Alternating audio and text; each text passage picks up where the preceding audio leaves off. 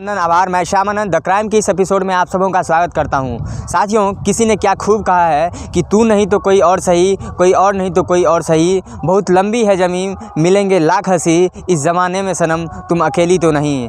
साथियों, यही चीज़ किसी किसी को समझ नहीं आती है और प्रेम का मतलब यही समझता है कि उसे किसी तरह पा लिया जाए, चाहे वह मरे या जिए, इससे कोई फ़र्क नहीं पड़ता है। साथियों, यह कहानी है झारखंड के धनबाद की, जहां निशा नाम की एक लड़की रहती है जिसकी उम्र है 27 साल। वह नौकरी की तलाश में श्री राम टोल प्लाजा के पास जाती है। वहां एक कार्यालय रहता है टाटा म्यूचुअल फंड की, जहां वह एक कंप्यूटर ऑपरेटर के तौर पर वहां कार्यरत होती है, अर्थात उसे नौकरी मिल जाती है।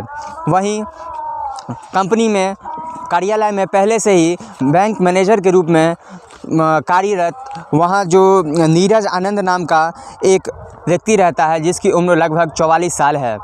साथियों, निशा जो थी वह काम करती रहती है और इन दोनों के बीच में यह अपने जो पोस्ट रहता है उसका दुरुपयोग करके या किसी प्रकार प्रेशर बना के उससे प्रेम प्रसंग स्टार्ट करता है और वह उससे जूनियर रहती है, तो व्यवस्था से उसके साथ यह उसे करना पड़ता है।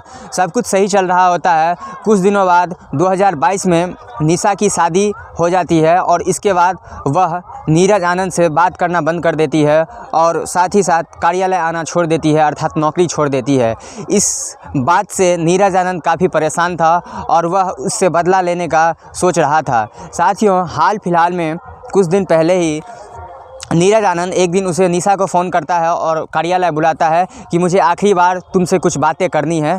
इस वजह से निशा उस ऑफ़िस में जाती है और ऑफ़िस में जाने के बाद नीरज पहले से प्री प्लान करके तैयार था और उसके साथ कुछ बातें होती है जिसमें निशा उसे एक थप्पड़ लगाती है, जिससे वह नाराज़ होकर वह पहले से ही प्रिपेयर था और चाकू निकालता है और उसे 4-5 बार उसे चाकू से वार करता है, जिससे निशा की मौत वहीं पे हो जाती है। और निशा की जो लाश रहती है वह ऑफ़िस के अंदर ही छोड़ दिया जाता है।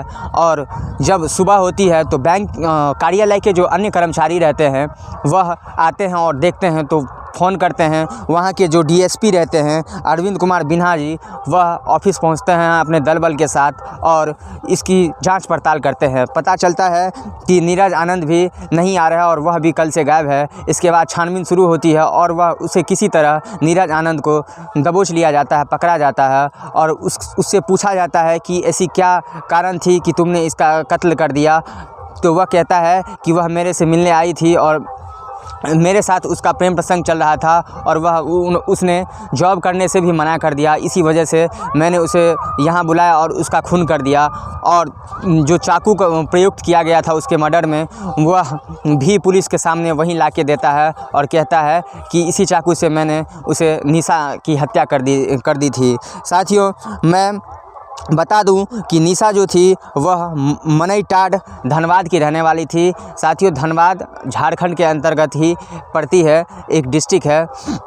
साथियों, इस कहानी का उद्देश्य किसी को परेशान करना तो नहीं है, परंतु कहा जाता है साथियों कि प्रेम 2.5 अक्षर का तो होता है, परंतु अगर प्रेम को सही तरीके से निभाया जाए तो वह एक वरदान होती है, परंतु वही प्रेम जब अधूरा रह जाता है तो वह किसी अभिशाप से कम नहीं होती है। और प्रेम का मतलब कतई ये नहीं होता है कि प्रेम पा ही लो तभी प्रेम पूरा होता है। अगर ना भी पाओ तो प्रेम हमेशा अमर ही रहता है। इसका मतलब ये नहीं होता है कि सामने वाले की हत्या कर दी जाए, उसे मौत का घाट उतार दिया जाए।